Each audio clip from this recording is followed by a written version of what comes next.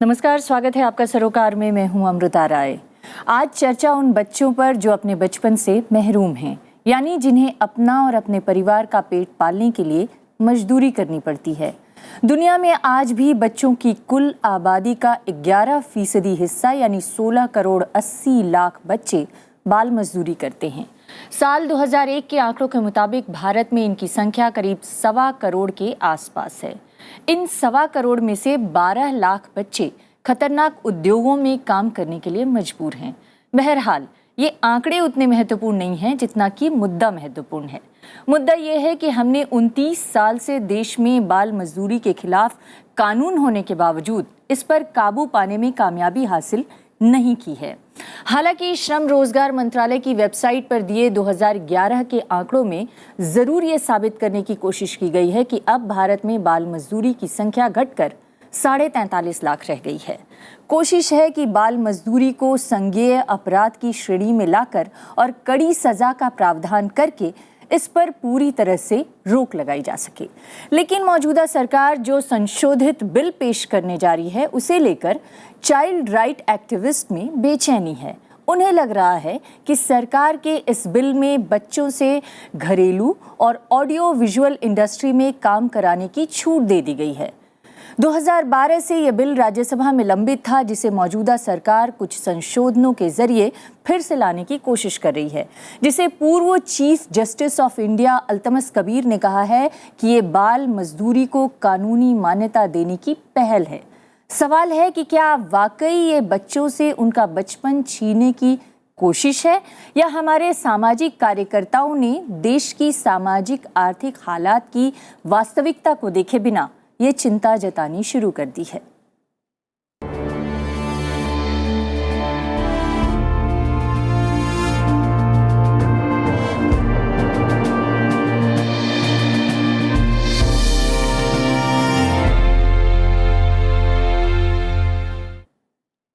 और आज इस मुद्दे पर बहस के लिए हमारे साथ 4 खास मेहमान हैं और दिल्ली की तमाम युवा जनता है। पहले अपने मेहमानों से आपका परिचय कराते हैं। हमारे साथ हैं तकरीबन 22-25 साल से बाल अधिकारों के लिए लड़ाई लड़ रही भारती अली। आप सेंटर फॉर चाइल्ड राइट्स की डायरेक्टर हैं और आपकी संस्था बाल अधिकारों के लिए काम करती है।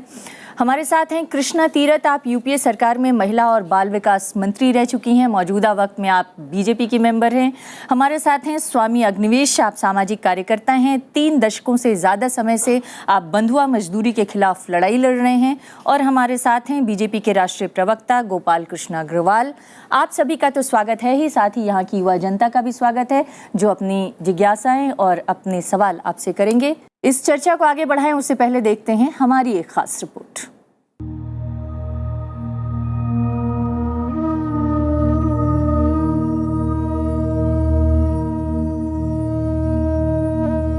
सरकार 1986 के बाल मजदूरी कानून में बड़े बदलाव के लिए तैयार है। इरादा संसद के चालू सत्र में ही संशोधित विधेयक को पारित कराने का है। बिल पास हुआ तो 14 साल से कम उम्र के बच्चों से भी कुछ जगहों पर काम कराया जा सकेगा। ऐसे बच्चे स्कूल के समय के बाद या छुट्टियों के दौरान पारिवारिक उद्यमों में काम कर सकेंगे, बशर्ते ये उद्यम खतरनाक पेशों की श्रेणी में न आते हों। बच्चे ऑडियो विजुअल एंटरटेनमेंट इंडस्ट्री, विज्ञापन, फिल्म, टेलीविजन, सीरियल और दूसरे मनोरंजन या खेल गतिविधियों में भी काम कर सकेंगे, बशर्ते उनकी सुरक्षा के उपाय वहां पर किए गए हों और ऐसे काम से बच्चों की स्कूली शिक्षा प्रभावित न होती हो। सर्कस में उनके काम करने पर रोक लगी रहेगी। किशोर वय यानी एडोलेसेंट की नई परिभाषा प्रस्तावित कानून में शामिल की गई है। 14 से 18 साल के किशोरों को खतरनाक पेशों और प्रक्रियाओं में लगाने को प्रतिबंधित करने का इरादा है। कानून का उल्लंघन करने वालों के लिए प्रावधान अधिक सख्त करने का प्रस्ताव किया गया है। कानून का उल्लंघन कर किसी बच्चे या किशोर को काम पर लगाने को संज्ञेय यानी कॉग्निजेबल अपराध बनाने का प्रस्ताव है। साथ ही बाल मजदूरी से छुड़ाए गए बच्चों के लिए बाल और किशोर पुनर्वास कोष की स्थापना का प्रावधान भी किया जा रहा है।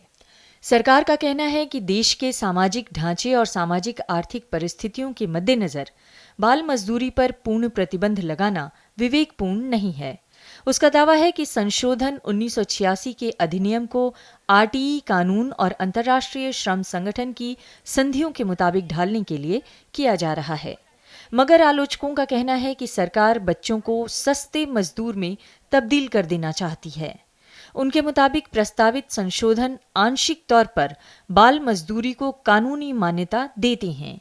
पूछा गया है कि आखिर ये कैसे सुनिश्चित होगा कि बच्चे जिस पारिवारिक उद्यम में काम करेंगे वो खतरनाक प्रवृत्ति का नहीं है और वे काम वो स्कूली समय के बाद ही करेंगे। जिस देश में लगभग 70% बाल मजदूर कृषि क्षेत्र में लगे हों, वहां प्रस्तावित संशोधनों के लागू होने पर क्या बच्चों को खेती कार्य में लगाने के मामले और नहीं बढ़ जाएंगे? कालीन उद्योग, बीड़ी बनाने, एम्ब्रॉयडरी और ऐसे बहुत सारे काम बच्चों के शोषण की कहानियों के लिए चर्चित रहे हैं। ऐसे काम आमतौर पर घरेलू माने जाते हैं, तो क्या संशोधित अधिनियम से वहां बच्चों से काम लेने को कानूनी मान्यता नहीं मिल जाएगी? फिर देश में रुझान बाल मजदूरों की संख्या घटने का रहा है, तो अब जो सरकार कर रही है, क्या उससे ये ट्रेंड पलट नहीं जाएगा? भारती जी, अगर मैं अपनी चर्चा की शुरुआत आपसे करना चाहूँ, सरकार कह रही है कि हमने सख्त कानून बनाने की कोशिश की है। जब कानून में सख्ती की बात की जा रही है तो आप लोगों को शंका क्यों हो रही है? सख्ती की बात तो की गई है, इसमें कोई दो राय नहीं है, लेकिन सवाल जो हम खड़ा कर रहे हैं वो ये है कि ये सख्ती जो है किस पर लागू होगी। केवल उस क्षेत्र जिसको हम ऑर्गेनाइज्ड सेक्टर कहते हैं, जहाँ पर हम जानते हैं कि कितने लोग जो है काम कर रहे हैं, कितने बड़े हैं, कितने छोटे हैं, क्या उम्र है, पर अव्यवस्थित क्षेत्र जो है जिसमें इतने लाख करोड़ों की तादाद में हमारे देश के लोग काम करते हैं, उस पर आप कैसे लागू कीजिएगा ये सब सख्ती? आपके पास कोई प्रणाली नहीं है जिससे आप सुनिश्चित कर सकें, आप डेटा कलेक्ट कर सकें और उसको मेजर कर सकें कि कितने बड़े और कितने बच्चे अनऑर्गेनाइज सेक्टर में काम कर रहे हैं। तो आने वाले समय में आप कैसे सुनिश्चित करेंगे? और दूसरी बात यह है कि जब आप ऐसा कानून बनाते हैं कि बच्चा स्कूल भी जाएगा, स्कूल के बाद घर आकर के स्कूल का काम तो करेगा ही करेगा, लेकिन परिवार का जो उद्योग है उसमें भी जुड़ेगा, तो आपने उसका बचपन तो छीन लिया, और वो सबसे बड़ी परेशानी की बात है हमारे लिए आज। स्वामी अग्निवेश, आपको भी यही लग रहा है कि ये बच्चों से बचपन छीनने की कोई कोशिश है? क्योंकि अगर बच्चा अपने परिवार में अपने माता पिता या अपने बुजुर्गों का अनुसरण नहीं करेगा तो किसका करेगा? और परिवार में वो परिवार भी हैं जो बहुत खाते पीते हैं। प्रधानमंत्री का परिवार है या मुख्यमंत्री का परिवार है या कलेक्टर का, अधिकारियों के परिवार, क्या वो भी चाहेंगे? परिवार तो उनका भी है, वो चाहेंगे। घरेलू उद्योगों की ही तो बात कर रही है। हाँ, मैं वही कह रहा हूँ, मैं ये कह रहा हूँ कि जो काम कर रहे हैं, परिवार के काम कर रहे हैं, मैं यहाँ पर आना चाहता हूँ। कारपेट बना रहा है, आप अमृता जी बात कर रही हैं बच्चों के लिए, और पूरी संवेदना से पूरी सरकार को और पूरे समाज के एक एक इंसान को टटोल करके देखना चाहिए कि जो संवेदना प्यार तुम्हें अपने बच्चों के लिए है वो सारे देश के बच्चों के लिए है, या कुछ वो अलग बच्चे हैं जिसको अंग्रेजी में कहते हैं यार children of A laser God. ये है सच्चाई। चूंकि ये बच्चे दलित के हैं, आदिवासी के हैं, पिछड़ों में अति पिछड़ों के हैं और वो गरीब हैं बच्चे, तो बार बार लिखा है इस कानून के प्रिएम्बल में जो अमेंडमेंट ला रहे हैं, सोशियो इकोनॉमिक रियलिटी। अरे तुम 50, 60, 70 साल होने जा रहे हैं, अभी भी सोशियो इकोनॉमिक रियलिटी के नाम पर अपने उन गरीब परिवार के बच्चों के लिए छूट दे रहे हो। शर्म आनी चाहिए, स्वीकार करना चाहिए हम फेल हुए हैं, पूरी तरह से फेल हुए हैं। बाबा साहब अम्बेडकर के सामने सवाल आया था, संविधान निर्मात्री सभा के अंदर आया था कि अभी तो आदेश आज़ाद हुआ है, आप 14 साल तक के बच्चों के लिए शिक्षा क्यों ऐसा बना रहे हैं? आप 10 साल कर दीजिए, जब हमारे पास साधन हो जाएंगे तो फिर इसको बढ़ा देंगे, 12 कर देंगे, 14 कर देंगे। बाबा साहब अम्बेडकर ने कहा नहीं नहीं नहीं, मैं 14 से कम सोच नहीं सकता। 14 साल के किसी बच्चे को जानते थे कि किसका बच्चा, और बाल मजदूरी नहीं है ये, बाल बंधुआ मजदूरी है, ये गुलामी है, ये दास्ता है।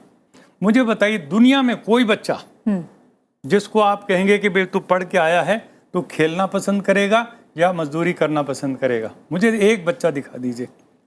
हालांकि एक जब तक रिपोर्ट आप में पढ़ उसको- रही थी अभी हाल ही में दिल्ली में कोई सर्वे हुआ है, उस सर्वे के मुताबिक बच्चों ने कहा कि हमें कोई आपत्ति नहीं है इस काम करने से। अब वो सर्वे किस आधार पे किया गया उसका वर्णन मैं नहीं करना चाहती, लेकिन कृष्णा तीरथ जी मैं आपके पास आना चाहती हूँ।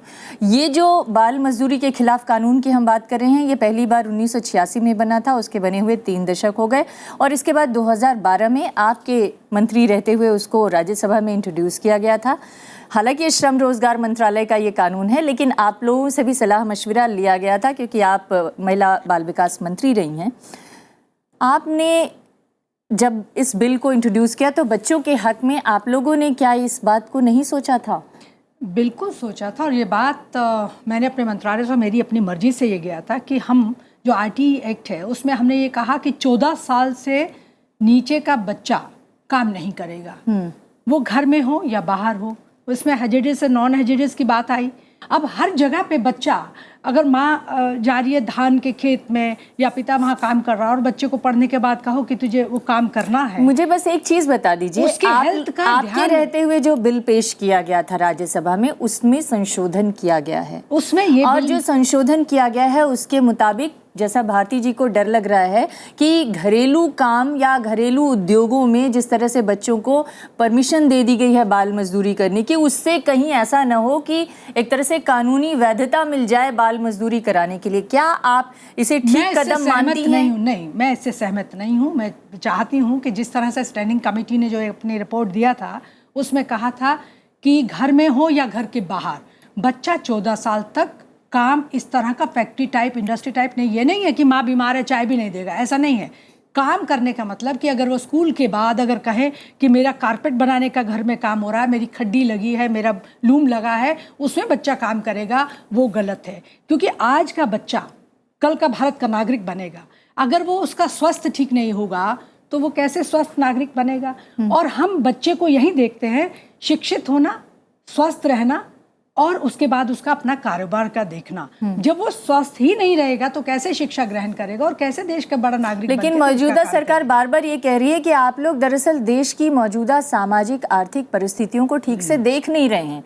तो क्या आपको नहीं लगता है कि पहले मौजूदा सामाजिक आर्थिक परिस्थितियों पर ध्यान देने की जरूरत है? सामाजिक मौजूदा जो हमारी आर्थिक स्थिति है उसके लिए हमने बच्चों का जो हमारी मंत्रालय था उसमें ICDS का प्रोग्राम है बच्चे के खाने के लिए। उसके लिए पहले 1 मील था, फिर 2 मील हो गया।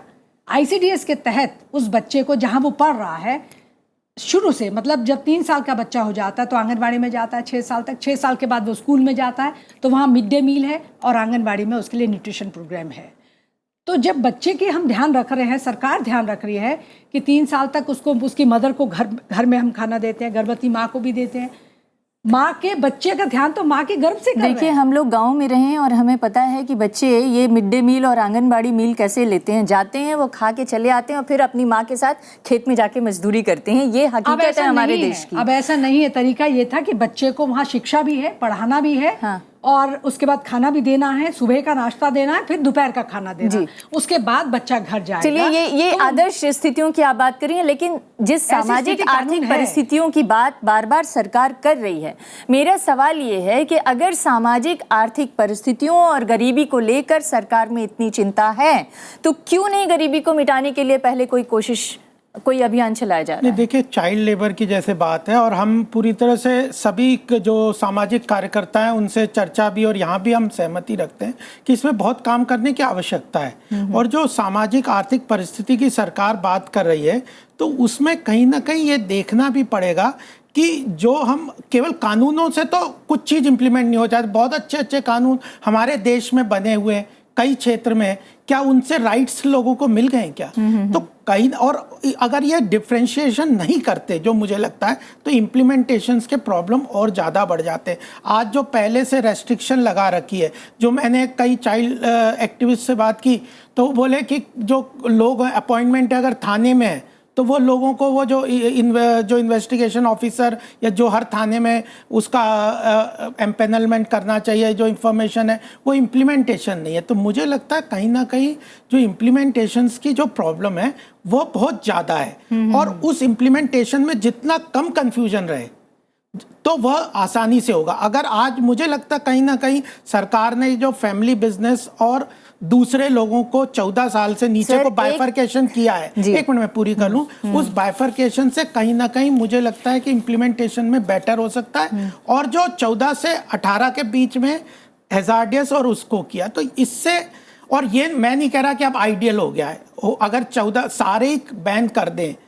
तो भी ठीक है, लेकिन हम स्किल लेकिन डेवलपमेंट आप की भी ये कह बात रहे करते हैं कि अलग अलग खाकों में बांटकर, खांचों में बांटकर सरकार ने इसे और ज्यादा स्मूथ करने की कोशिश की है ताकि इम्प्लीमेंटेशन हो हाँ, सके, easily ताकि हो जाए। उनको इस कानून को ठीक तरीके से पालन करवाया जा सके। और भी एक लेकिन मेरा लक्ष्य है, सवाल बस है, एक चीज। नहीं पहले हाँ, मेरा सवाल सुन हाँ। लीजिए। सरकार ने ये परमिशन दिया कि घरेलू उद्योगों में बच्चे काम कर सकते हैं। वो घरेलू उद्योग माता पिता के पारिवारिक व्यवसाय से जुड़ा हो सकता है, वो घरेलू उद्योग माता पिता की एक्सटेंडेड फैमिली से, चाचा ताऊ मामा मामी इस तरह के लोगों के से भी जुड़ा हो सकता है। हाँ। अगर एक गांव में आप रहते हैं तो आपको पता होगा कि गांव का हर आदमी बच्चे का कोई ना कोई रिश्तेदार होता है, हर आदमी कोई ना कोई रिश्तेदार होता है, और ये तो गांव की परिस्थिति है। अगर आप शहर में रहते हैं तो आपको ये भी पता होगा कि सरकार छोटे छोटे स्मॉल इंडस्ट्रीज को बढ़ावा देने के लिए बड़े बड़े वादे कर रही है।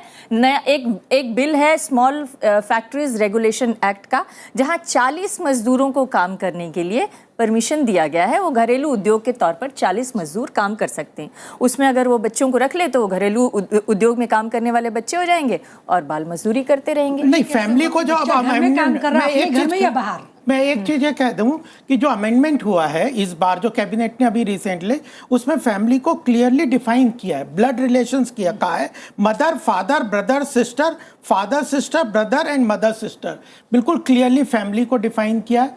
फैमिली एंटरप्राइज को भी एक्ट में अमेंडमेंट में कर दिया है।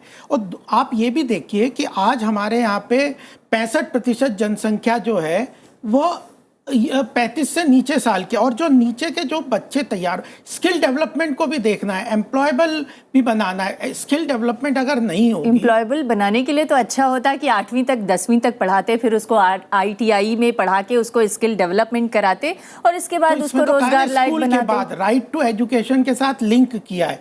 राइट टू एजुकेशन जो चाइल्ड का 14 साल के बच्चों तक का एजुकेशन का राइट है, ये उन्होंने कहा after the school hours, during the school. तो मेरे ख्याल से मैं ये नहीं कहता कि आइडियल हो गया है, 14 साल से सारे बच्चों को नहीं बंद कर दें तो अच्छा है, उनको काम ना करने दे। और चाइल्ड लेबर एक्ट से इंटरनेशनल बिजनेस में भी हमें फ़ायदा होता है, क्योंकि नहीं तो इंटरनेशनल लेवल पे वो लोग हमारे खिलाफ हमारे प्रोडक्ट को कई बार वेस्टर्न कंट्रीज बैन कर देती हैं इस बहाने से। आप क्या कह रहे हैं, चाइल्ड लेबर बिजनेस से इंटरनेशनली हमें फायदा होता है? नहीं, मैं ये कह रहा हूँ बैन करने से, मैं ये कह रहा हूँ कि जो चाइल्ड लेबर को बैन करने से हमारे को इंटरनेशनल बिजनेस में फायदा होता है। चाइल्ड लेबर को बैन करने से, ये मैं क्लैरिटी कर दूं, मैं तो सपोर्ट कर रहा हूँ। तो इसलिए सारा ओवरऑल इकोनॉमी में भी फायदा है, उस व्यक्ति को भी फायदा, तो बैन तो करना ही चाहिए। लेकिन अगर बच्चों की कोई परिस्थिति को अगर देखते हुए परिवार की स्थिति में काम कर रहे हैं तो मिसयूज ना हो जाए, मुझे लगता है वो थोड़ा सा कैसे तय होगा कि बच्चे मिसयूज हो रहे हैं कि नहीं हो रहे हैं, ये कैसे तय होगा? लॉ को ना मिसयूज तो करें। फायदा है इंटरनेशनल मार्केट में, लेकिन तो बैन तो कर ही ये रहे। जो कहा कि ब्लड रिलेशन में काम कर सकता है, तो वो कौन तय करेगा कि ब्लड रिलेशन है या नहीं है? बच्चे किसी फैक्ट्री में काम कर रहे हैं, वो कह देगा कि नहीं मेरे चाचा का है, मेरे ताऊ का है, मेरे मामा का है, लेकिन वो कौन कैसे बताएंगे कि उसका ब्लड रिलेशन कैसे तय करेंगे? जहाँ उसको कैसे- बर्थ रजिस्ट्रेशन नहीं होता नहीं हो है, रहा, बर्थ तो वहाँ सर्टिफिकेट नहीं है, blood कैसे आप relation तय देखेंगे करेंगे कि वो कि माता बच्चा पिता चाचा बाहर का आया हुआ है? क्योंकि बच्चा ने तो पैसा चाहिए, उसके माँ बाप को पैसा चाहिए, गरीबी है। वो कहेंगे ठीक है तुम कह देना मेरे चाचा की फैक्ट्री है, मेरे ताऊ की फैक्ट्री है, लेकिन बच्चे का बचपन तो खत्म। बच्चे को जो हम देश का अच्छा नागरिक बनाए वो खत्म।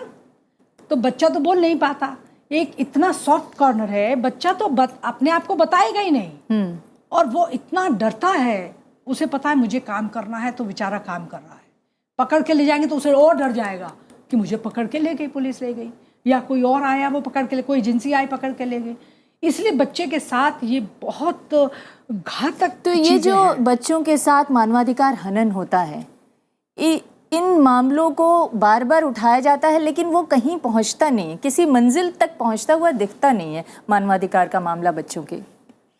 मैंने अमृता जी शुरू में एक बात कही जो थोड़ी चुभने वाली है। मेरे पूरे समाज की जो मानसिकता है ना, माफ़ कीजिएगा, एक होता है रूलिंग एलीट, और वो अभिजातीय वर्ग के लोग होते हैं, वो अफसरशाही हो और चाहे राजनीतिक वर्ग हो, और जो मजदूरी करने वाला जिसका खून पसीना बह रहा है वो दलित का है। तो जो जातिवादी मानसिकता है ना हमारे देश में, वो हम मानते हैं कि दे आर एक्सपेंडेबल, माफ कीजिएगा बहुत कठोर शब्द में इस्तेमाल कर रहा हूं, सच चिल्ड्रन आर एक्सपेंडेबल, इनके साथ ऐसा हो तो कोई बात नहीं, हम उसको सोशियो इकोनॉमिक सामाजिक आर्थिक हालात के ढंग से एक जस्टिफिकेशन दे सकते हैं। अपने आप को कटघरे में खड़ा करके पूछना चाहिए कि क्या तुम अपने बच्चे के साथ ऐसा सोच भी सकते हो? एक दिन नहीं सोच सकते किसी मजबूरी में। मैं यहाँ पर आकर के कहना चाहता हूँ, पूरी ताकत लगा देनी चाहिए थी देश को आज़ादी के बाद। माफ़ कीजिएगा, मैं किसी कांग्रेस पार्टी का पक्षधर नहीं, न बीजेपी का, न और किसी पार्टी का। हमारी तमाम सरकारों ने आज़ादी के बाद जितनी सरकारें आई हैं सब बुरी तरह से असफल रही हैं उन बच्चों को अच्छी मौलिक शिक्षा देने का। जो 14 साल तक के बच्चों के लिए हर कीमत पर पूरे देश को एकजुट होकर के और कहना था हम किसी मामले में कंप्रोमाइज़ नहीं करेंगे, उनका राइट टू एजुकेशन फंडामेंटल है, राइट टू चाइल्डहुड फंडामेंटल है। और एजुकेशन का मतलब 4-5 घंटे स्कूल में पढ़ना, किताब लेकर के रटना नहीं होगा, मैदान में खेलना भी होगा, दोस्तों के साथ गपशप भी करना होगा। ये सारा बच्चे का एक अधिकार, मौलिक अधिकार, राइट टू चाइल्डहुड, उसको डिफेंड करने के लिए हमारे देश के सभी नेताओं को लगना था। लेकिन क्या सामाजिक परिवेश भी हमें वैसे नेग्लेक्ट बनाना हुआ है होगा? क्योंकि अधिकतर बच्चे छोटी जातियों के, ये मैं सीधे सीधे एक आरोप लगा रहा हूं पूरी व्यवस्था के ऊपर, जातिवादी मानसिकता ने इस देश को बर्बाद कर दिया है। मैं इसमें जोड़ना चाहूंगी, सामाजिक आर्थिक हालात का पर्दा डालकर दरअसल जातिवादी व्यवस्था को बनाए रखने का ये पूरा मसला बिल्कुल है। मैं यही इसमें जोड़ना चाह रही थी कि हम जिस सामाजिक आर्थिक स्थिति का वो हवाला दे रहे हैं आज, उसी सामाजिक स्थिति को हम बदलना नहीं चाहते हैं, और इसलिए कह रहे हैं कि कुम्हार का बच्चा कुम्हारी बनेगा स्किल के नाम पर, कि जी उसको स्किल दिया जाएगा, वो अपने घर में काम सीखेगा नहीं तो कैसे आगे जाकर के वो काम करेगा। मगर वो वही काम क्यों करे? क्योंकि उसका पिता कुम्हार है तो वो भी कुम्हारी बने। सभी को सिखाएं, सभी को सिखाइए, जुलाहा ही रहेगा। तो मतलब आप तो जातिवाद को और बढ़ा रहे हैं, आप जातिवाद को कम नहीं कर रहे हैं। कास्ट बेस्ड ऑक्यूपेशंस को बढ़ावा देने का ये सब एकदम सीधा सीधा तरीका है। ये मैं समझती हूँ अगर ये कुम्हार की बात है या लोहार की बात है या कारपेंटर की बात है या खाट बुनने वाले की, ये एक ऐसा सेक्टर बना देना चाहिए कि कोई भी इंटरेस्टेड हो वो आके वहाँ ये सीख सकता है, और जिसको लगेगा वो अमीर का है, गरीब का है, किसी जाति का है, धर्म का है, अगर वो चाहता है कि इस काम में जाके मुझे फायदा होगा, जो आजकल बड़ी मुश्किल है, ये छोटी चीजें नहीं मिल रही हैं, तो वो सीखे और फिर काम करे, वो रोजगार हो। गोपाल जी, सारे तीर आप ही की तरफ आ रहे हैं। क्या ये सरकार जो है इस बिल के जरिए जातिवादी यानी कास्ट बेस्ड ऑक्यूपेशन को बढ़ावा देने की कोई कोशिश कर रही है? बार बार हर तरफ से सवाल उठाए जा रहे हैं कि सामाजिक आर्थिक ताने बाने का एक पर्दा डाला जा रहा है, लेकिन पीछे तो उद्देश्य कुछ और है। नहीं, देखिए, अगर स्किल डेवलपमेंट को इस बिल के साथ जोड़ देंगे तो यह गलत है। हर चीज का एक वाइड स्पेक्ट्रम है, हर चीज को एक एंगल से, अगर आप एक ही एंगल से देखेंगे तो हर चीज में कोई ना कोई प्रॉब्लम आ जाएगी। समाज में अगर जातिवाद कोई कानूनों से तो आया नहीं, लेकिन सवाल तो ये जो भारती जी ने उठाया ना कि कुम्हार का बेटा कुम्हार ही क्यों बने, कुम्हार का बेटा IAS PCS भी तो बन सकता है। को अगर ये कह रहे हैं कि कुम्हार का बेटा कुम्हार ही बनेगा, तो कोरिया में 90% स्किल डेवलपमेंट का प्रोविजन है स्कूल लेवल पे। हमारे अमेरिका में 68% का स्किल डेवलपमेंट में टाइम देता है बच्चा। तो हमें स्कूल लेवल पे इसको बढ़ावा देने की कोशिश करनी चाहिए ना कि परिवार के लेवल पे। डेवलपमेंट को इससे ना जोड़े, दो चीजें। नहीं, तब तो आप नहीं बात जोड़ रहा है कि अगर स्किल डेवलपमेंट बढ़ाना है तो हमें स्कूल लेवल पे इस व्यवसाय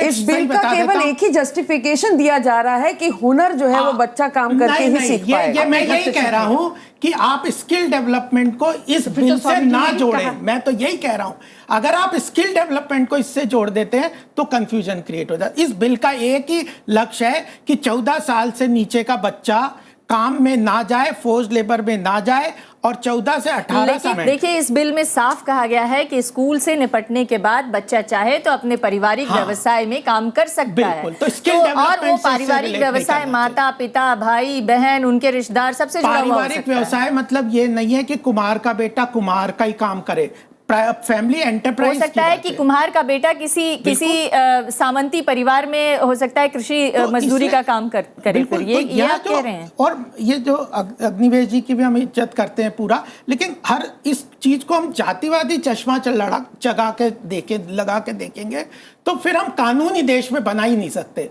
या तो आप कानून बना के सिस्टमेटिक चले। क्यों बोल रहे हैं वैसे भी- सोशियो इकोनॉमिक रियलिटी क्यों कह रहे हैं इसके? Socio economic reality does not talk about cast. What is socio? What is socio? If it is not caste, what is socio कहने socio? का मतलब क्या सोशियो है? इकोनॉमिक लेवल ऑफ द जो हमारी आर्थिक विकास। सोशियो इकोनॉमिक कहा जा रहा है, केवल इकोनॉमिक लेवल नहीं कहा जा रहा है। सोशियो इकोनॉमिक उसमें जो परिस्थिति कमजोर के है, वो कौन कई है? पहलू कौन हैं है? जिनको हम देख नहीं रहे। तो आप सबसे बड़ा कास्ट को पहलू deny कर देंगे, बिल्कुल। सबसे बड़ा पहलू सोशियो इकोनॉमिक परिस्थिति का ये है कि बच्चों की डिमांड है और वो हम जैसे परिवारों से आती है जिनको कम पैसे पे मैक्सिमम काम चाहिए, तो उस डिमांड को हम कभी एड्रेस नहीं करेंगे।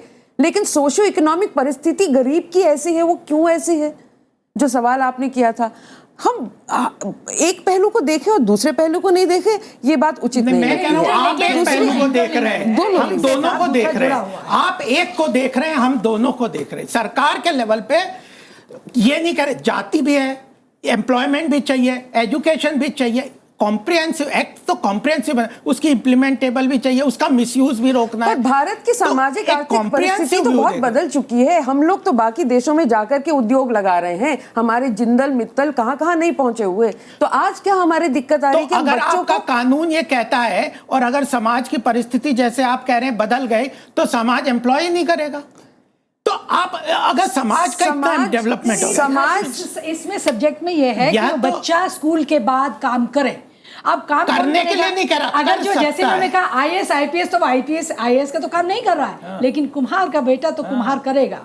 वो अगर कपड़ा लूम बनाया है उसने तो खड्डी पे बैठे के काम करेगा। उससे क्या होगा, उसका स्वास्थ्य खराब होगा, ना वो फिर पढ़ पाएगा ना लिख पाए। तो ये जनरेशन टू जनरेशन चलता जाए। जब वो पढ़ेगा नहीं तो फिर वहीं का वहीं दबा कुचला रहेगा और आने वाली पीढ़ी यही काम करेगी जो हम आज जिस बात के लिए लड़ रहे हैं वो बात फिर शुरू लेकिन हो जाए। कृष्णा जी आप देश के समाज की हालात को नहीं परिस्थिति समझ को- रही हैं, जिसको ये कह रहे हैं कि आप आंख बंद करके थोड़ी चल ये सकते कह हैं। रहे हैं कि जातिवाद हमारे देश की हकीकत है, उसके प्रति आंख मूंद कर नहीं रहा जा सकता। सरकार आंख खोल कर देख रही है, इसलिए ऐसा बिल ले आ रही है। मैं इनसे ये पूछूंगी, एक गरीब परिवार दिखा दें, उनके लिए जरूरी है। सरकार ने बच्चा थोड़ी पढ़े, जातिवाद इंप्लीमेंट किया है यहाँ। एक बच्चा आप एक खाना गरीब खाए। परिवार दिखा दें जो ये कहे कि मैं अपने बच्चे को शिक्षा नहीं देना चाहता और उसे तो फिर ये जबरदस्ती थोड़ी कर रहा है। ये कुछ कानून कह रहा है कि उसे एम्प्लॉय बनकर कर नहीं लो देखना आप। चाहता। आप ये कानून कह रहा है कि उसे एम्प्लॉय करना पड़ेगा सबको। अगर आपके कह रहे हो समाज की ऐसी परिस्थिति है जिसमें किसी की कोई, मैं देखिए अच्छी बातें कहना बहुत आसान है, टॉक टू द गैलरी बहुत अच्छी बात है, लेकिन वस्तु स्थिति को एक्सेप्ट करना नहीं, अगर चाहिए। सर मजबूरी वस्तु स्थिति है, तो उस एक्सेप्ट मजबूरी नहीं को करना दूर कैसे चाहिए, करें? अगर वस्तु मजबूरी- स्थिति को हाँ, परिवर्तित दूर कैसे करना करें? चाहिए। हालांकि सरकारों की जिम्मेदारी होती है कि अगर वस्तु बिल्कुल। स्थिति गलत है, उस- अगर हाँ, उसे गरीबी बदलना सुधारा है, जाए। अगर जातिवाद और इस तरह की उसको दूर व्यवस्था है करें। जो बिल्कुल। जो वर्ग भेद और जाति भेद खत्म। के कॉन्सेप्ट पैदा कर रही है, समाज में भेद पैदा कर रही है, उसे दूर करे, न कि उस व्यवस्था हाँ, को आंख अपनाए बंद रखें। करके ना चल दे। व्यवस्था ये तो की है ही इस नहीं। व्यवस्था को अपनाना अपनाए चाहिए। रखें। नहीं, उसको रोकने का मुझे ये प्रयास कहना करें। है जी कि देखिए यदि सचमुच में संवेदना हो और जातिवाद के यथार्थ को, गरीबी के यथार्थ को हम स्वीकार करते हैं, तो सबसे पहला काम हमें करना चाहिए उन गरीब बच्चों के लिए, उन सामाजिक दृष्टि से पिछड़ी जातियों के बच्चों के लिए अच्छे से अच्छे स्कॉलरशिप दें हम, हर एक बच्चे के लिए। और किसी हालत में उसको घर का क्या कहीं तक का भी काम करने की ज़रूरत नहीं हो अपना, और वो अच्छी से अच्छी पढ़ाई करे। उन अभिजात वर्ग के बच्चों से भी अच्छी पढ़ाई का हम उनके लिए इंतज़ाम करें ताकि वो एक लेवल प्लेइंग फील्ड पे आ जाएं और वो बच्चे compete करके कहीं बराबरी ऐसा- के आस। जी। ये तो होना चाहिए था अप्रोच। उल्टा हमने क्या कर दिया, भाई सामाजिक यथार्थ ये है, आर्थिक यथार्थ ये है, वो काम नहीं करेंगे तो उनका परिवार का खर्चा नहीं चलेगा। अब ये तो है, फिर आपने एक तरफ तो सामाजिक आर्थिक यथार्थ और जिसमें बच्चों को काम करने के लिए थोड़ी थोड़ी छूट देना ये है। दूसरी तरफ आप ये कह रहे हैं कि नहीं, हम नहीं चाहते हैं कि बाल मजदूरी हो, और क्योंकि इंटरनेशनली भी हमारी बदनामी होती है और इंटरनेशनल लेवल पर अगर हमें सम्मान हासिल करना है तो बाल मजदूरी नहीं कराना है। लेकिन जो अभी बिल पेश किया गया उसमें थोड़ा सा कुछ कॉन्ट्रडिक्शन दिख रहा है। उसमें कॉन्ट्रडिक्शन ये है कि सामाजिक आर्थिक हालात का पर्दा डाल के आप बाल मजदूरी को छुपाना चाहते हैं। ऐसा लग रहा है कि बाल मजदूरी तो फिर भी होती रहेगी, लेकिन हमारे कानून के हिसाब से वो बाल मजदूरी नहीं रहेगी। ये एक विडंबना है, ये एक विडंबना है और ये एक कॉन्ट्रडिक्शन भी है इस पूरे कानून का। उस पर हम चर्चा जारी रखेंगे। सरकार के लेवल पे नहीं है, समाज के लेवल पे। अभी आम आदमी पार्टी की सरकार ने दिल्ली में 14 साल से बड़ी उम्र के बच्चों के लिए 200 स्कूलों में स्किल ट्रेनिंग उन्होंने इंट्रोड्यूस करना शुरू किया है। 14 साल तक कोई काम नहीं होना चाहिए। स्किल के नाम पर भी उनको मत दीजिए कोई, ठीक है ना। 14 साल के बाद आप उनको दीजिए और वो पूरे सिस्टम का वो बनाइए, पार्ट बनाइए, उसमें सबके बच्चे स्किल अगर ट्रेनिंग दुनिया भर में अब भी 16 करोड़ बच्चे बाल मजदूरी से पीड़ित हैं तो दुनिया भर में क्या उपाय किए जा रहे हैं उस पर भी हम चर्चा करेंगे। एक ब्रेक के लिए रुकते हैं, ब्रेक के बाद यहाँ पर युवाओं को भी अपनी चर्चा में शामिल करेंगे।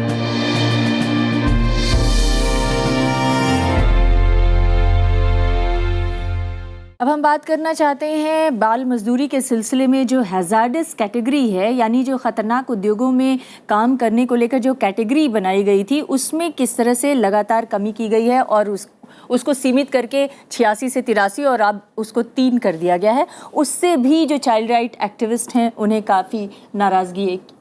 क्या नुकसान है अगर जो हैजार्डस उद्योगों की कैटेगरी है उसे कम किया गया है? तो देखिए, उस कैटेगरी में एक तो इतने सालों की लड़ाई लड़ते लड़ते हम इस निचोड़ पे पहुंचे थे कि कम से कम 83 ऐसे कार्य थे जिसमें बच्चों को काम करने पर बैन लगा हुआ था। अगर हम उसको कम करके केवल 3 छोड़ देते हैं तो बहुत सारे उद्योग, बहुत सारे कार्य ऐसे हैं जो जहां बच्चों को काम करना अलाउ कर दिया जाएगा और उससे उनकी न केवल स्वास्थ्य को हानि पहुंच रही है बल्कि पूरे विकास को हानि पहुंच रही है। जैसे मान लीजिए मसाज पार्लर में, आज की तारीख में कानून में मसाज पार्लर में बच्चे काम नहीं कर सकते। स्पाज, मसाज पार्लर्स, एक उदाहरण दे रही हूँ, और भी कई उदाहरण हैं, उदाहरण तो बहुत सारे हैं। पर ये जो बिल है जब ये कहता है कि हैजर्डस सेक्टर में बच्चे काम नहीं कर सकते, 14 साल से कम बच्चे बिल्कुल काम नहीं कर सकते, मगर एंटरटेनमेंट में इंडस्ट्री में कर सकते हैं, तो उसमें एंटरटेनमेंट में बहुत कुछ आ जाता है जो आज की तारीख में बैंड है। क्या है, या तो उसको क्लियर स्पष्ट करना होगा। टेलीविजन और programme as an artist medium, as an artist भी अगर एज एन आर्टिस्ट तो बहुत सारे ऐसे हैं। और अगर आर्टिस्ट को, अगर आजकल रियलिटी शोज को देख लिया जाए तो छोटे छोटे 4 साल 5 साल के बच्चों को जिस तरह की प्रतियोगिता में ढकेला जा रहा है वो क्या बच्चों के मानसिक नैतिक स्वास्थ्य के लिए ठीक है? एज एन आर्टिस्ट भी सर, एज एन आर्टिस्ट भी, मेरे को पता नहीं लिस्ट का, एज एन आर्टिस्ट भी जब हम छोटे छोटे बच्चों को होटलों में नाचते हुए देखते हैं, हम जानते हैं उसके बाद उनके साथ क्या शोषण होता है। तो ये छोटी बारीकियां हैं जिनको देखना पड़ेगा। तो शिक्षा खत्म हुई और इस तरह की काम और शोषण शुरू हुआ। 14 से 18 साल के बच्चों के लिए हम कहते हैं कि वो भी हैजर्डस क्षेत्र में, जो हानिकारक क्षेत्र हैं, कार्य हैं, उनमें नहीं काम करेंगे। मगर हानिकारक की तो परिभाषा ही बदल के हमने इतनी कम कर दी। तो जो डोमेस्टिक वर्क है जिसको इतने सालों के बाद हम कानून में हानिकारक मानना शुरू कर दिया था कि ढाबों पे बच्चे काम नहीं करेंगे और घरेलू काम, नौकर का काम नहीं करेंगे घरों में, हमने कुछ दिनों पहले कैलाश सत्यार्थी को जब नोबेल पुरस्कार दिया गया बाल मजदूरी के खिलाफ लड़ाई लड़ने के लिए, तो हमने उस पर बहुत गर्व महसूस किया, गर्वान्वित महसूस किया, उनका बहुत सम्मान किया। लेकिन उसके बाद क्या स्थिति है बाल मजदूरी की, इसको देखने के लिए हमने कोई खास अपनी तरफ से प्रयास नहीं किए। और आज एक ऐसा कानून जरूरी समझूंगा जी, क्योंकि वो मेरे साथ काम किए 15 साल और उस समय उन्होंने पूरी ताकत लगाई अमेरिका के सीनेटर्स के साथ वाशिंगटन डीसी में बैठकर। टॉम हार्किन्स उस सीनेटर का नाम जो अवार्ड देते समय वहाँ मौजूद था, ओस्लो में, उनका नाम भी लिया उन्होंने अपनी स्पीच में। और चाइल्ड डिटरेंट एक्ट बनवाने में, ताकि अमेरिका और सारे दूसरे देश मिल करके हमारे देश के एक्सपोर्ट पर बैन लगवाएं। समझ रहे ना कि जिस देश से कोई भी direct indirect involvement of child labour हो या फोर्स लेबर हो, उसको WTO में नहीं आने दिया जाएगा, सोशल क्लॉजेस के नाम पर। इस काम को कौन कर रहे थे? हमारे ये मित्र जिनको नोबेल प्राइज मिला है, और इसी के लिए मिला उनको। जी, देश में उनको कोई सरकार ने उनके ऊपर बड़ा प्रतिबंध लगाया था। लेकिन क्या उस कॉज को यहाँ पर मान्यता मिलती हुई दिख रही है? क्या वो आप संतुष्ट हैं कि जो सरकार ये बिल ले आने जा रही है उससे रिजॉल्व हुआ वो जो उद्देश्य था? नहीं, अब उनसे कहलवाया जा रहा है, वो इसके समर्थन में आके खड़े हुए हैं इस अमेंडमेंट के। इकोनॉमिक टाइम्स में जो उनका इंटरव्यू छपा है, मैं कहना ये चाहता हूँ, ऐसी ताकतें जो मेरे बच्चे के बचपन के अधिकार को छीनने पर आमादा हैं और उसकी गरीबी का और उनकी मतलब पिछड़ेपन का सारा उसकी दुहाई दे करके कर रहे हैं, ये एक अभिशाप है। मैं समझता हूँ कि हमें इस देश को एक तो बाल मजदूरी शब्द इस्तेमाल करना बंद करना चाहिए। ये बाल गुलामी है, चाइल्ड स्लेवरी है, बाल दास्ता है, सीधे सीधे नंबर 1। नंबर 2, इसको हर कीमत पर ख़त्म करना है। जिस तरीके से रूस में क्रांति के बाद जब लेनिन से पूछा पत्रकार ने कि क्या अब कोई विशिष्ट वर्ग रहेगा, प्रिविलेज क्लास रहेगा, उन्होंने कहा नहीं, अब कोई नहीं रहेगा। फिर वो कहते नहीं नहीं, अभी रहेंगे, 3 रहेंगे, 3 कैटेगरी के लोग होंगे अभी भी जो प्रिविलेज्ड होंगे। तो पूरा हैरान हुआ उसने, कहा कौन? तो कहा children, first category, second children, third children. 3 बार रिपीट करता लेनिन, कहता कि children children children, they will always remain privileged in my society, in my country. ये है कमिटमेंट। वही मैंने चाइना में जा करके देखा। 1983 में मैं गया और अटल बिहारी वाजपेयी जी भी गए थे एज फॉरेन मिनिस्टर। वो भी दंग रह गए कि बाकी चीज़ें अच्छी नहीं थी, लेकिन मुझे उस समय विदेश मंत्री थे अटल जी। जब लौट के आए तो हम लोग एक ही पार्टी में थे। उन्होंने मुझे कहा, स्वामी जी, जब मैंने उन गरीब से गरीब बच्चों को देखा तो एक एक का मुंह ऐसे हप हप, इतने सुंदर लग रहे बच्चे चाइना के अंदर। मैंने कहा इससे बड़ा ट्रिब्यूट क्या हो सकता है किसी देश मतलब के आप ये कह रहे हैं कि अगर कोई प्रिविलेज क्लास हो किसी सोसाइटी में तो वो बच्चे हों, उनको वो प्रिविलेज मिलनी चाहिए। लेकिन शायद हम नोबेल लेकर गर्वान्वित महसूस कर रहे हों, पर हमारे बच्चों को वो प्रिविलेज हासिल नहीं है जो होना चाहिए। मैं चाहती हूँ यहाँ के युवाओं से कुछ सवाल लिए जाएं। मेरा सवाल स्वामी जी से है। अभी आपने एक बहुत अच्छी बात कही कि जो 14 वर्ष के कम के बच्चे हैं जो गरीबी में जीवन यापन कर रहे हैं या बाल मजदूरी कर रहे हैं, तो सरकार द्वारा उनको प्रोत्साहन मिलना चाहिए, उनको स्कॉलरशिप मिलनी चाहिए ताकि अच्छी शिक्षा और आदि जो भी व्यवस्थाएं उनकी हो सके। तो आपने बोला कि ये जो दबे कुचले वर्ग के जो बच्चे हैं जो गरीबी में जी रहे हैं उनको मिलना चाहिए। तो मैं ये पूछना चाहता हूँ कि क्या जो स्वर्ण वर्ग है, क्या उनमें गरीब बच्चे नहीं हैं?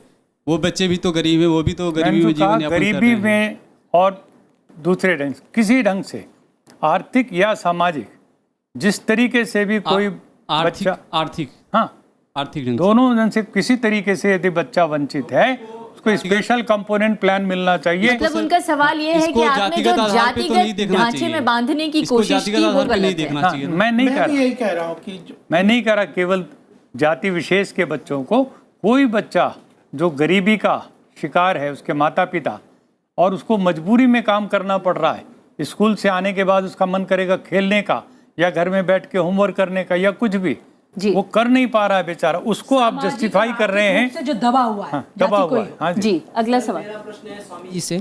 सर कह रहे हैं कि स्कॉलरशिप दी जानी चाहिए बच्चे को, लेकिन क्या दलित हो, शोषित हो, वंचित हो या स्वर्ण लोग के जितने भी लोग हों, क्या सभी छात्र जो होते हैं स्कॉलरशिप के मुकाबले मतलब उतनी अच्छी प्रदर्शिता दिखा सकते हैं जिन्हें सरकार स्कॉलरशिप दे? हर बच्चा जो है इतना अच्छा प्रदर्शित नहीं कर सकता जिससे गवर्नमेंट स्कॉलरशिप दे। लेकिन जो कुछ बच्चे दलित लोग हैं, जो पीड़ित हैं, जो बाल मजदूरी करते हैं, उनको आपने कहा कि स्कॉलरशिप के माध्यम से उनको आगे बढ़ाया जा सकता है। उनमें भी कुछ ऐसे छात्र होते हैं, 5 उंगलियां बराबर नहीं होती, उनमें भी कुछ ऐसे छात्र हैं जो उतना अच्छा प्रदर्शन नहीं कर सकते, जो कभी भी 90+ 96 से 98% नहीं ला सकते। तो उनके लिए क्या स्कॉलरशिप क्या उन्हें प्राप्त हो सकेगी कभी? देखो, स्कॉलरशिप के लिए मैं नंबर और परसेंटेज की कोई शर्त नहीं देखना चाहता। हर उस बच्चे को जिसके माता पिता अच्छी शिक्षा देने में समर्थ नहीं है, उनको पूरी ताकत के साथ हमें स्पेशल, जिसको रिजर्वेशन कह लीजिए। आज का युवा आज का युवा जो है कॉम्पिटिटिव युग में रहता है, उसे हर मौके पे कंपटीशन फेस करना पड़ता है। बालक शायद अगर इसलिए मजदूरी इस तरह कर के रहा है, सवाल वो पूछ किसी रहे हैं। जाति से किसी धर्म से उसको इतना संपन्न कर दें कि वो ये मजदूरी उसे ना करनी पड़े और उसकी पढ़ाई जरूरी हो। पढ़ाई फ्री एजुकेशन है हमारे देश में, सारे स्कूल फ्री हैं, गवर्नमेंट के जितने स्कूल हैं वो 12वीं तक फ्री है। उसमें हम लोग मिड डे मील भी दे रहे हैं, उसमें यूनिफॉर्म भी देते हैं, स्टेशनरी भी दे रहे हैं। इस तरह के बच्चों को अगर ज़रूरत है तो समाज भी आगे बढ़ के आए, हमारे एनजीओज हैं वो उनको ट्रेनिंग दे, उनको शिक्षा दे, उन्हें पढ़ाएं, उन्हें ट्यूशन पढ़ाएं फ्री।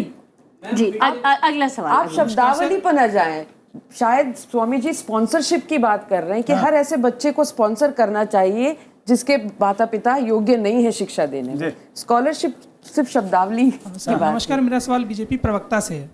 इन्होंने संशोधन में कहा है कि घरेलू कारोबार में बच्चे हाथ बटा सकते हैं, तो बाल मजदूरी संसद भवन में तो नहीं होगी, वो उन्हीं क्षेत्रों में होगी जो सामाजिकता से कटे हुए हैं या प्रशासन की नज़रों से दूर है। तो वहाँ पे जब ना उन बच्चों की कोई संख्या का आधार है, ना उन लोगों का कोई आधार है जो बाल मजदूरी करा रहे हैं, जो युवा और बुढ़ापे तक चला जाता बंधुआ मजदूर, वो जब आवाज़ नहीं उठा सकता, तो 14 साल से कम उम्र का बच्चा किस तरीके से आवाज़ उठा के बोलेगा कि मेरे साथ बंधुआ मजदूरी कराई जा रही है? किस तरीके से आप इसे प्रमाणित कराएंगे कि वो घर में काम कर रहा है या वो बंधुआ मजदूर? दूसरी सबसे बड़ी बात, दिल्ली से देश का दायरा नहीं तय होता।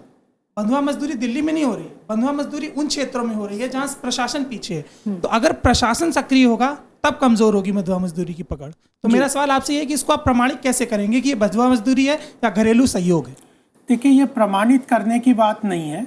आपकी बातों से मैं पूरी तरह सहमत हूँ और सब लोगों से सहमत हूँ कि आइडियल सिचुएशन, परफेक्ट सिचुएशन ये है कि 14 साल से नीचे का बच्चा ना घर में काम करे, ना फैमिली एंटरप्राइज में काम करे, ना किसी में न करे। लेकिन अगर आप ये चीज़ देखिए, सरकार को एक लक्ष्य प्राप्त करना है। आपको यहाँ से आगरा जाना है तो आप मथुरा तो जाओगे ना, रास्ते में आएगा, तो आप सीधे कहोगे कि मैं तो आगरा पहुँचा। तो कानून की एक स्टेप है। और आज आप देखिए, आज हम 65-67 साल के बाद जिस स्थिति में है, जो हमारा कानून है वह 2012 में ये नया बिल भी आया था, अभी तक सरकार उसको इम्प्लीमेंट नहीं कर पाई है। और अभी आप राज्यसभा में अभी देखो क्या हो रहा है। ये जो बिल भी लाना है, यह भी क्या ये पास हो पाएगा? तो जो हमारी राजनीति का जो घटिया स्तर है या जो वो वस्तु स्थिति राजनीति के स्तर से इसको जोड़ने की कोशिश न करिए। राजनीति अपनी जगह है। नहीं, ये बिल तो तब पास होना चाहिए जब इसमें बच्चों के हक का सही प्रतिनिधित्व हो। अगर ये तो कह रही है कि ये बिल पास ही नहीं होना चाहिए और ऐसे हो सकता है बहुत सारे लोग पास नहीं होना चाहिए। पुराना वाला ही रहना चाहिए। नहीं, पुराने वाले में, लेकिन आपने उसको अपराध को संज्ञेय आज तक नहीं माना, इसलिए तो इतने सालों से बाल मजदूरी चलती रही। पर नया बिल तो चाहिए। सर, उस बात पे आ रही हूँ। आप आज ऐसी परिस्थिति पैदा कर दे रहे हैं ये कहकर कि पारिवारिक उद्योग में बच्चा काम कर सकता है स्कूल के बाद, कि मैं अगर कोई बच्चा कंप्लेंट भी करे, जो आपने सवाल किया कि बच्चा परेशान है, हाँ, वो कैसे करेगा? कंप्लेंट भी आता है तो भी मैं कुछ नहीं कर सकती और पुलिस भी कुछ नहीं करेगी, क्योंकि पुलिस का कहना होगा कि कानून में तो कहा है कि कर सकता है स्कूल के बाद। नहीं, लेकिन ये राज्यसभा में चर्चा होएगा ना। ये बिल अभी, ये जो चर्चा आज, ये भी चर्चा है, पार्लियामेंट में भी चर्चा होगी और अमेंडमेंट नहीं हो सकता, ये तो बात है ही नहीं। अगर सबको लगता है, लेकिन सरकार ने तो ये जो 2012 का बिल इन्होंने बनाया था, हाँ, उसको 13 मई को बाकायदा कैबिनेट में अमेंडमेंट करके पेश किया है ना, उसको ये 2012 में था ये चीज। नहीं, ये 2012 में नहीं था, ये 13 मई 2015 को अमेंड किया गया है। मैं लिखा हुआ, देखिए एक मिनट, मेरे को क्लियर। 2012 में था, केवल जो अभी अमेंडमेंट किया वो फैमिली को फैमिली एंटरप्राइज कराए, बस। 14 साल से नीचे का बच्चा पहले 2012 में भी था। सर, आप ये बताइए, अगर फैमिली नहीं, आप इसको पढ़ के बताइए कि फैमिली एंटरप्राइजेस में क्या क्या कैटेगरी तय की गई है। फैमिली एंटरप्राइज का व्याख्या बड़ा 2 लाइन की है। Family enterprise means any work, profession, manufacturing और business which is performed by the members of the family. Manufacturing business आ गया, फिर बचा तो मैं तो कह रहा हूँ कि आइडियल सिचुएशन नहीं है। मैन्युफैक्चरिंग बिजनेस और कृषि बिजनेस, एग्रीकल्चर में 70% बच्चे जो है वो मजदूरी कर रहे हैं, वो सब कुछ इसमें शामिल हो गया। तो फिर बचा क्या? तो आइडियल तो है ही नहीं। उसके अलावा जो आपने पहले बात कही थी कि स्मॉल फैक्ट्रीज एक्ट को भी साथ में देखिए, उद्योग घर में ही ले आया। हमारा जो आज की ज्यादातर एक्टिविस्ट से बात करते हैं तो वो यही कहते हैं कि ये जो बैन है वो इम्प्लीमेंट होता ही नहीं, क्योंकि थाने में उस तरह का इंफ्रास्ट्रक्चर नहीं है, डीएम के पास इतना टाइम नहीं है जो नोडल एजेंसी है। तो फिर तो सरकार को इस अमेंडमेंट को लाने के बजाय प्रशासनिक तंत्र को ज्यादा मजबूत करने का काम करना चाहिए था। और जो बच्चों को पकड़ा जाता है, एक और बात मैं उठाना चाहती हूँ, जिन बच्चों को पकड़ा जाता है इस तरह के बाल मजदूरी करते हुए, छुड़ाया जाता है बेसिकली, उन बच्चों को छुड़ा के पुनर्वास संस्थानों में डाला जाता है। उन संस्थाओं की हालत क्या है, उनमें उनका वाकई पुनर्वास हो पाता है कि नहीं हो पाता है, उनका क्या होता है, इसके बारे में कभी कोई सोचा है? मुद्दों पर ये बिल साइलेंट है, एकदम चुप्पी साधे हुए हैं। इसमें आप कह रहे हैं प्रशासन को हमें मजबूत करना है, उस पर इसमें कुछ नहीं, मॉनिटरिंग होगी, कुछ नहीं, इसमें कहीं नहीं लिखा कि किस तरह से आप। नहीं, इसमें एक चीज और है कि जिन बच्चों को जहां से पकड़ा जाता है उन इंडस्ट्री के पास पेनल्टी डालते हैं, वो पेनल्टी का पैसा गवर्नमेंट में आता है और वो उनकी वेलफेयर के लिए होता है। आज तक उसका कोई हिसाब किताब नहीं है, आज तक हिसाब किताब नहीं है। वो कितना करोड़ रुपया है, 67 साल से कहाँ है, उसकी वेलफेयर में कैसे जाएगा, उसको शिक्षा कैसे मिलेगी, साल में गलती होती रही है इस देश में बच्चों के साथ। तो क्या आप चाहते हैं ये गलती लगातार जारी रहे? मैं बदलना चाहता हूं, मैं कह रहा हूं कि बदलना चाहिए, इसमें इंप्रूवमेंट की आवश्यक जरूरत है, कुछ चीजें और फंड भी किया इम्प्लीमेंटेशन के लेवल पे ज्यादा। नहीं, वो फंड जो जहां से पकड़े गए उन इंडस्ट्री पे पेनल्टी जुर्माने का फंड है, एक अलग उनके अलावा है, लेकिन वो वाले फंड का किसी में जिक्र नहीं है। और वो है कहाँ किसी को पता नहीं है, वो जिक्र होना चाहिए। एक और मुद्दा है, वो NCPRI एक संस्था है जो बच्चों के भलाई के लिए काम करती है। उस संस्था में हेड से लेके 7 सदस्य हमने शुरुआती पढ़े हैं, कोई है ही नहीं उसमें। चिल्ड्रंस कमीशन खाली पड़ा हुआ है, ना हेड है। सचिव को अतिरिक्त जिम्मेदारी उसकी दी गई है और उसके नीचे के तमाम मेंबर्स के सभी पद खाली हैं। और क्या इस तरह से प्रशासनिक तंत्र मजबूत किया जाएगा इस तरह के कानून लाने के लिए? नहीं, वो तो बिल्कुल चीजों को बदलाव की बहुत आवश्यकता है, इसीलिए हमने कहा भी है। फिर आप कहोगे पॉलिटिकल स्टेटमेंट दे रहे, हम कह रहे हैं कि हमें 5 साल कृष्णा तीरथ मैम ने कहा कि ICDS जो इंटीग्रेटेड चाइल्ड डेवलपमेंट स्कीम है, तो उसके थ्रू जो है सुधार आ रहा है कहीं ना कहीं। लेकिन आप चूंकि बीजेपी की मेंबर हैं अभी फिलहाल, तो बजट स्लैश किया गया था अभी पिछले बजट में ICDS का। और दूसरी तरफ जहाँ तक आंगनबाड़ी की बात है, तो आंगनबाड़ी से एक तरफ आप लोग यही गवर्नमेंट जो है अभी इसी का एक वो आया था कि हाँ आंगनबाड़ी के जो आहार है उससे अंडे को हटा करके उसको कम्युनलाइज किया जा रहा है कहीं ना कहीं। और जो राइट टू एजुकेशन और चाइल्ड डेवलपमेंट वेलफेयर स्कीम, इस दोनों को आप दो तरफ नहीं देख सकते हैं, दोनों एक ही दायरे में आते हैं। ये जो है गवर्नमेंट का किस तरीके का डबल स्टैंडर्ड जो सोशियो इकोनॉमिक रियलिटीज हैं उसको सेंटर में बैठ के एक तरफ आप ही बिगाड़ रहे हैं, बद से बदतर होता जा रहा है। देखिए, मैं आपकी बात से सहमत हूँ। एक बात इन्होंने पहले क्या कहा, अमृता जी ने कहा कि बच्चा जाता है स्कूल में और उनको खाना जिस तरह का आप जो मिड डे मील स्कीम में अगर आप देखो, ट्रकों से सामान जाता है पीछे से निकल जाता है, तो इतना।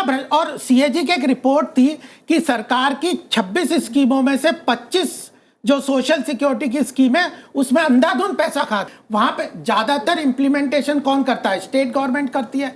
वहां पे जो फंड ट्रांसफर है 14 फाइनेंस कमीशन के ट्रांसफर के अलावा, सर हमारे स्टेट इस पोजीशन में नहीं है कि वो इतना पैसा डाल सके, बिल्डिंग बनाने में पैसा खर्च कर देंगे, रेवेन्यू नहीं जनरेट कर पा रही हैं, तो कहां से वो पैसा लगाएंगे स्टेट? नहीं, स्टेट तो सेंटर दे रहा है ना। फंड डिवोल्यूशन जो आप कह रहे हो कम किया, कम उन स्कीम्स में करने के बजाय टाइड स्कीम्स को हटा के स्टेट्स को फ्रीडम दिया है कि पैसा ट्रांसफर किया। लेकिन जब स्टेट के पास पैसे ही नहीं है तो फ्रीडम का क्या? अब आप ये एक तरफ सब कहेंगे कि कुएं खोदने के लिए आप पैसा देते हो, हैंडपंप लगाने के लिए 20,000 देते हो, हाँ। तो किसी जगह जहाँ बारिश से लोग मर रहे हैं वहां भी आप 20,000 के हैंडपंप का पैसा देते हो। सर, जैसे ICDS प्रोग्राम है, बच्चे को 1 मील से 2 मील किए गए थे पिछली सरकार में, तो वो जब पैसा उसका आधा कर दिया गया तो बच्चे को तो खाना मिलेगा ही नहीं। हम चाहते हैं बच्चे को खाना मिले, उसको शिक्षा मिले, तो उसके लिए पैसा जाना उस हेड में, अगर हमने लमसम दे दिया, इनको मैं कह दूं ये पैसा दिया है, वो अपनी मर्जी से खर्च करेंगी, चाहे वो बिल्डिंग बनाए, चाहे वो ब्रिज बनाए, चाहे वो सड़क बनाए, लेकिन जो पैसा बच्चे के लिए जा रहा है वो बच्चे के लिए ही खर्च हो, ये कहना है। मेरा क्वेश्चन भी बीजेपी स्पोक्सपर्सन से है। मैं ये पूछना चाहती हूँ कि अभी हमने देखा है कि जितनी भी मल्टीनेशनल कंपनीज के प्रोडक्शन सेंटर्स इंडिया में हैं, तो वहाँ पे जो भी बड़े बड़े ब्रांड्स, प्यूमा हो या कोई भी बड़ा ब्रांड, मैं कोई पर्टिकुलर नाम नहीं लेना चाहूँगी, वो सारा जो उनका काम होता है वो आउटसोर्स करते हैं और वो सब फैमिली एंटरप्राइजेस के नाम पे ही चलता है। तो आप कैसे आपका क्या प्रोविजन है, despite all your definitions and specifications, कि इसका चाचा का बेटा और मामा के बेटा ये सब काम करेंगे, आप कैसे इस चीज़ पे रेगुलेट करेंगे कि फैमिली एंटरप्राइजेस के नाम पे जो मल्टीनेशनल कंपनीज प्रोडक्शन लेती हैं, लेबर लेती हैं, उसमें बाकियों का तो जो एक्सप्लॉयटेशन हो रहा है वो एक मुद्दा है ही, लेकिन उसमें चाइल्ड एक्सप्लॉयटेशन स्पेसिफिकली आप उसको कैसे एड्रेस करेंगे? बहुत अच्छा सवाल। नहीं, आपका सवाल बहुत अच्छा है और जैसा सभी कह रहे हैं, आपका ये सजेशन है कि फैमिली एंटरप्राइजेस को भी बैन कर देना चाहिए। जाहिर सी बात है। हाँ। इनफैक्ट मैं ये कहना चाहूंगी कि 14 साल तक कौन से, जैसे कि यहाँ पे हुआ है कि सिर्फ जो इकोनॉमिक और सोशल रियलिटी जिनकी वैसी है सिर्फ वही काम करते हैं, बाकी हम अपने उससे तो कोई हम काम नहीं करना। जब आप आउटसोर्स की बात करें, मैं आपसे प्रश्न पूछना चाहता, तो वहाँ पे तो क्लियर कट वो सर्टिफिकेट लेते हैं कि इसमें नो चाइल्ड लेबर यूज है। सर, तो जब ऐसा बिल होगा, जब ऐसा कानून होगा, तो नो चाइल्ड लेबर अभी तो ये बिल आया ही नहीं है, अभी तो ये बिल आया ही नहीं तो है। हम इसीलिए तो डिस्कशन कर रहे हैं। अब गोपाल जी हमारे बीच में हैं, इनकी जिम्मेदारी नहीं, सुनिए मेरी जिम्मेदारी लिमिटेड। हाँ, मैं आपकी जिम्मेदारी लगाता हूँ। डिस्कस करेंगे। ये जो बिल है ये वापस लेती है सरकार, कूड़ेदान में फेंकिए और एक दूसरा बिल लाइए पूरे देश की जनभावना का आदर करते हुए 14 साल से कम उम्र का बच्चा किसी तरह का कोई काम नहीं करेगा सिवाय पढ़ना, लिखना, खेलना, कूदना, सपने देखना और थोड़ी बहुत शरारत भी करना। ये उसका फिर भी उस लड़की के मौलिक सवाल का अधिकार जवाब होना आप चाहिए। पूरी तरह से देना चाहें? देखिए, मैं तो ये कहना चाहता हूँ इसमें कि सबसे पहले तो कानून के हिसाब से ही रेस्ट्रिक्शन होगी कि अगर मल्टीनेशनल आउटसोर्स करते हैं तो अगर वो मिसयूज कर रहे हैं किसी प्रोविजन का, और ये तो एक तरीके से कानून को सबवर्ट ही कर रहे हैं ना, कि आप जब वहां पे आपका रेस्ट्रिक्शन है, कानून कह रहा है 14 साल से नीचे के बच्चों को काम में नहीं ले सकते, तो आप कहीं ना कहीं कानून के सिस्टम्स का इम्प्लीमेंटेशन में जो फ्लॉ है उसको तो इम्प्लीमेंटेशन के लेवल पे देखना पड़ेगा। और वो सारे फैमिली बिजनेस एंटरप्राइजेस से ही आउटसोर्स करते हैं, ये सब इस तरह का तो मुझे तो नहीं लगता कि इस तरह का बिल्कुल सिस्टम का जो इम्प्लीमेंटेशंस के जो चैनल्स हैं वो करते होंगे। फिर भी अगर कानूनों में बदलाव है तो स्टेप बाय स्टेप ही चलेगा और आखिर पार्लियामेंट में हमारी बहस का आखिरी पड़ाव आ चुका है। मैं ये जानना चाहती हूँ कि ये एक मसौदा है जो संशोधित मसौदा है जिसको सरकार राज्यसभा में ले आने जा रही है। इस संशोधित मसौदे से आप लोग खुश नहीं हैं, तो आप चाहते क्या हैं? देखिए, हमें किसी को भी इस बात से कोई इनकार नहीं कि बच्चों को स्किल मिलना चाहिए, लेकिन कौन सी उम्र में? 14 साल तक वो पढ़ें, उनका बेस तैयार हो, उसके बाद आप स्किल को लेकर के आइए और शिक्षा प्रणाली के तहत लेकर के आइए। उसको अलग मत कीजिए शिक्षा प्रणाली से कि वो घर में काम करके या इधर उधर काम करके स्किल सीखे। वो स्किल सीखने का सही तरीका नहीं है, क्योंकि उस तरह से जब वो स्किल सीख कर बाहर बाजार में काम ढूंढने जाएगा उसके पास कोई सर्टिफिकेट नहीं होगा, लेकिन जब शिक्षा प्रणाली में ही वो स्किल सीखेगा तो वो सर्टिफिकेट होगा। दूसरी बात हम ये भी कह रहे हैं कि जब पार्लियामेंट्री स्टैंडिंग कमेटी इसी बिल को 2012 में देख चुकी है, बहुत ज़्यादा उसमें बदलाव नहीं आया है, देखकर अपनी टिप्पणी दे चुकी है, तो उस पर चर्चा क्यों नहीं हो रही, उसको क्यों नज़रअंदाज किया जा रहा है? तो ये दो चीज़ें हैं जिन पर हम चाहेंगे कि गौर किया जाए। तीसरा ट्रैफिकिंग का मामला है। कोई भी लेबर से जुड़ा हुआ सवाल और चाइल्ड लेबर से जुड़ा हुआ सवाल ट्रैफिकिंग को एड्रेस ना करे, ये उचित नहीं लगता, क्योंकि आज मैडम आप लोगों ने तो बिल ही तैयार किया था, आप लोगों ने ट्रैफिकिंग के मसले को चाइल्ड लेबर के मामले में जोड़ने की या चाइल्ड लेबर के एक्ट में जोड़ने की बिल्कुल ट्रैफिकिंग अलग था जिसमें विमेन एंड चाइल्ड ट्रैफिकिंग था, इसको हमने टोटली बैन करने की बात कही थी। इस बात की सजेशन इस बिल में भी रखी गई थी कि ट्रैफिकिंग, लेकिन ये चाइल्ड लेबर की बात है, ट्रैफिकिंग को लेबर में नहीं जोड़ा जा रहा, क्योंकि ट्रैफिकिंग अलग चीज़ है और वो चोरी छिपे किस तरह से बच्चों को ले जाना है, करना है, उसे रोका जाना चाहिए। उसको अभी भी अगर इसमें है तो इसमें भी एक क्लॉज दे देना चाहिए कि ट्रैफिकिंग, बच्चा अगर ट्रैफिक होता है तो उसको रोकना है। दूसरा जो बात भारती जी ने कही कि ट्रेनिंग बच्चे को स्कूल से दी जाए और एक सर्टिफिकेट दिया जाए जिससे वो स्किल डेवलप हो और वो बाहर निकल के जब अपना फ्यूचर बनाए तो उसको ये पता चले मेरे को कौन सी लाइन लेनी है अपने काम करने की, और जिससे मैं अपने पैरों पे खड़ा हूँ और आगे अपने परिवार को, जब माँ बाप हैं या उसके शादी के बाद, जब 18 साल के बाद 21 साल के बाद के शादी होगी उसकी, तो वो कौन सा रास्ता अपना के अपना अच्छा भारत का भावी नागरिक बन पाएगा। जी अग्निवेश जी। देखिए, हमने UN convention on child right, उसके हम सिग्नेटरी हैं, उसका पूरा उल्लंघन होगा ये बिल जो लाया जाएगा, कानून बनेगा तो। दूसरा, भारत के संविधान की धारा 23 का उल्लंघन होगा ये, force labour, child labour, bonded labour, इसको परपेचुएट करने वाला होगा। तीसरी चीज़, राइट टू एजुकेशन हमने फंडामेंटल राइट बनाया है, right to life with dignity के साथ जोड़ करके उसको कहा है।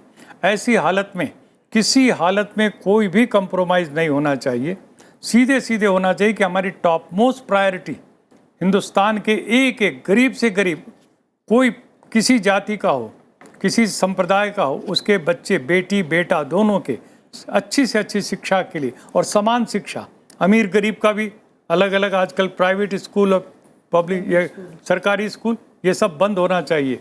सरकारी स्कूल के टीचरों के लिए और सरकार में जो भी बहुत लंबा सपना है, शायद 100 सालों में पूरा हो सके, क्योंकि क्राइनी रिपोर्ट भी दी थी कि नहीं, देखिए जब तक हम अपने देश के संकल्प को नहीं जगाएंगे, ये और भी लंबा सपना है। ये संकल्प नहीं जगाएंगे तो देश से कभी गरीबी नहीं मिटेगी। अब देखिए, बच्चों से आपने मान ली स्कूल से लौटने के बाद काम करा लिया, आखिर जो एडल्ट बेरोजगार पड़ा हुआ है उसको क्यों नहीं देते काम साहब? आप बच्चों से काम करा करके एडल्ट अनएम्प्लॉयमेंट को बढ़ावा दे रहे हैं, जो एडल्ट वेजेस हैं उनको डिप्रेस कर रहे हैं और वो नीचे आएंगे। जी, मैं आपसे ये नहीं पूछूंगी, गरीबी को ये नहीं पूछूंगी कि सरकार साइकिल क्या में बदलने करेगी, का तरीका है, लेकिन मुझे ये उम्मीद है कि इन चिंताओं को आप अपने पार्टी फोरम पे जरूर चर्चा में ले आएंगे। बिल्कुल, मैं आखिर में ये कहना चाहता हूँ कि चाइल्ड लेबर रुकना चाहिए, ये हमारा लक्ष्य है।